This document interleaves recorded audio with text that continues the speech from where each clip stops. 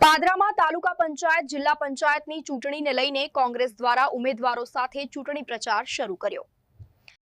સ્થાનિક સ્વરાજની ચૂંટણીને લઈને પાદરા તાલુકામાં રસાકસી ભર્યો જંગ જામ્યો છે।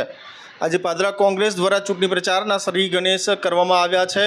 ગણપતપુરા જિલ્લા પંચાયત બેઠક હેઠળ ઉસેપુર ગામેથી કોંગ્રેસે પોતાના પ્રચાર અભિયાનની શરૂઆત કરી હતી। જિલ્લા પંચાયત તેમજ તાલુકા પંચાયતના ઉમેદવારો ઉપસ્થિત રહ્યા હતા અને મતદારો સુધી પહોંચવા માટે ઘર ઘર સંપર્ક શરૂ કર્યો હતો।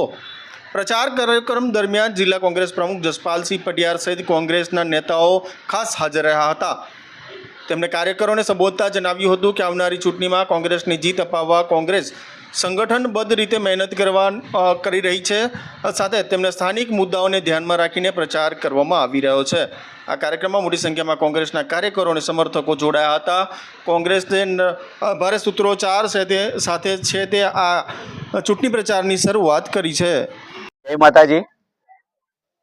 આજે ગણપતપુરા જિલ્લા પંચાયત ના પ્રચારના શ્રી ગણેશ અહીંયા ઉસેપુર ખાતે શ્રી કષ્ટભંજન દાદા ના દર્શન કરીને પ્રચારના શ્રી ગણેશ કર્યા છે।